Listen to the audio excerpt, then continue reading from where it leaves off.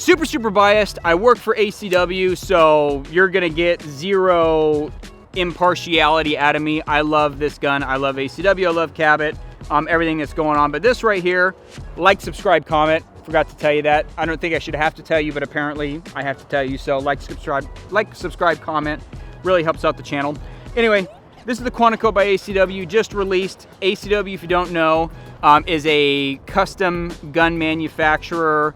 The company was founded by Rob Shawland. He's got history with Les Baer, with Springfield Armory, even Armalite, and he's been a custom manufacturer for years, came on board with Cabot, and brought his brand ACW over, and now we make these bomb-ass, old-school, cool, hand-fit 1911s under the ACW brand in conjunction with Cabot's, but there's different parts and stuff.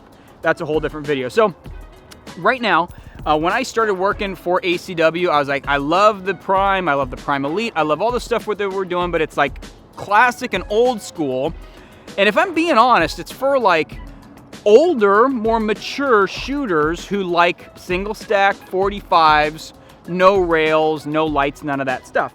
And I'm a millennial, so I like my rails, I like my red dots, I like all that, but I do appreciate the old school cool. So when Shawland actually said, yes, we will do a rail gun, and hell froze over, like I saw rainbows, the clouds parted, and like the light shone down, I was like, yes, we're gonna have a railed 1911 from ACW. And this is what we came up with, and it's super cool. So first off, it's all blacked out. You know, back in the 90s, in the early 2000s, when you black something out, you call it murdered, but you shouldn't call a gun murdered. So it's not murdered. It is the blackout package. Yeah, you know, I was just talking about Tupac, and you know, kind of going off topic, but he had a black, wasn't he driving a black BMW 7 Series? He was in one. He was the passenger, that's right. So blacked out, man. I've always liked blacked 7 Series, and I think it's because of that, but it was like a very sad day. But anyway, so blacked out. This gun's blacked out. Starting in the front, it is a hand-fit barrel, full flush cut and reverse crown, all black barrel hood. So the whole barrel is hand-fit. So barrel to bushing, bushing to slide, upper lugs, you know, lower feet, all that good stuff. So it's a hand-fit barrel. It's tight. Okay, this gun came to me and it was super tight. It is loosened up, but that tightness is gonna give you extreme accuracy. It's better than 1.5 inches out of the box, guaranteed. This gun is probably a better than 1 inch gun based on how tight this thing is and how I know Rob builds them. So probably a better than 1 inch gun. The finish on it is Bead Blasted Blue.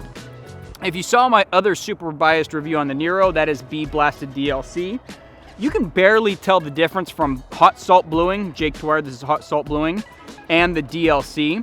And now there's positives and negatives to both. DLC is super durable, it's diamond-like carbon, so it's almost as hard as friggin' diamonds.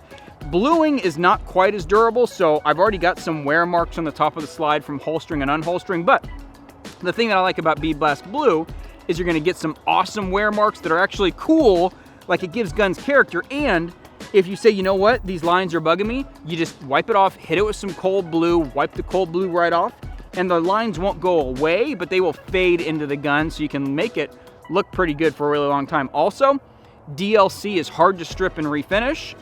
Bead Blast Blue, in a couple years, you're like, I want this gun to look new again. As long as you haven't like dragged it behind your truck, that's actually pretty simple to do. Bead Blast Blue, I think this is the only gun that I see on the market that does that. It's awesome. Front sight is tritium with a white ring. Why is it tritium versus red fiber?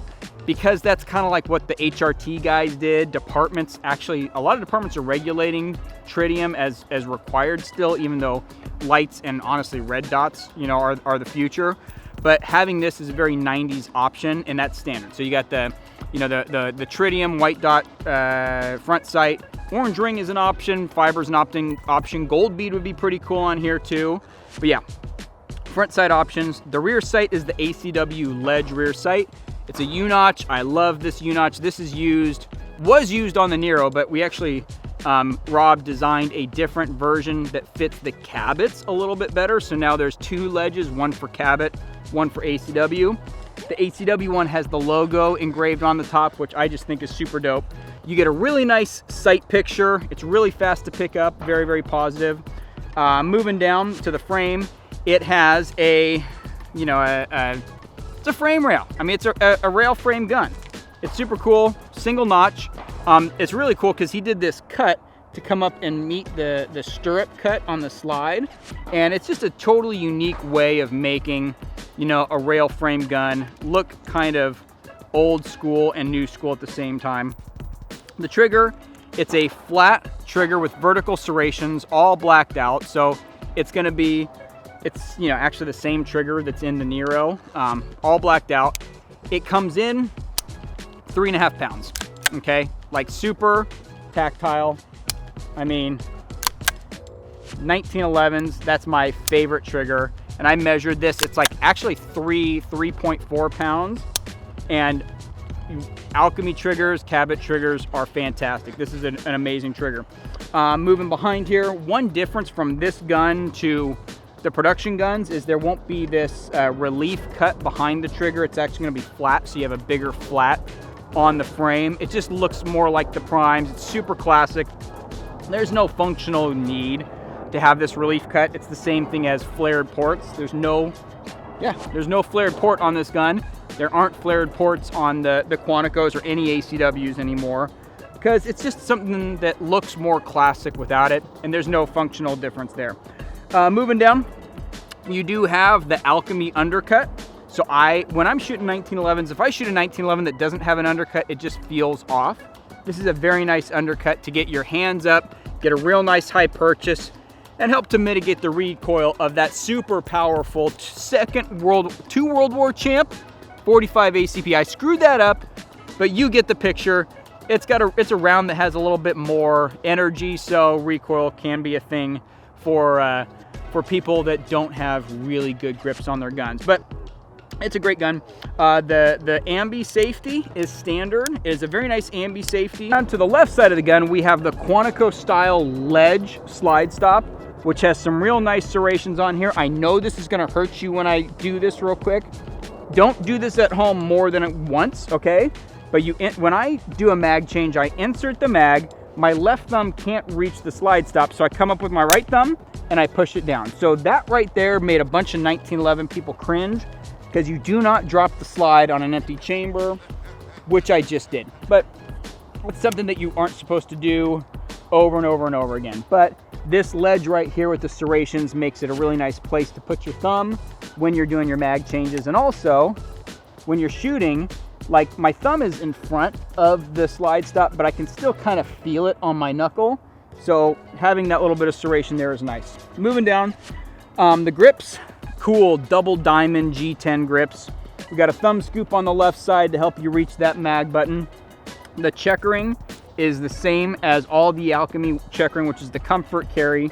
24 LPI lines per inch, vertical and horizontal, except when it comes around the side, there's no vertical checkering, just horizontal. Yeah, so it's just horizontal checkering because you don't really need the vertical lines there.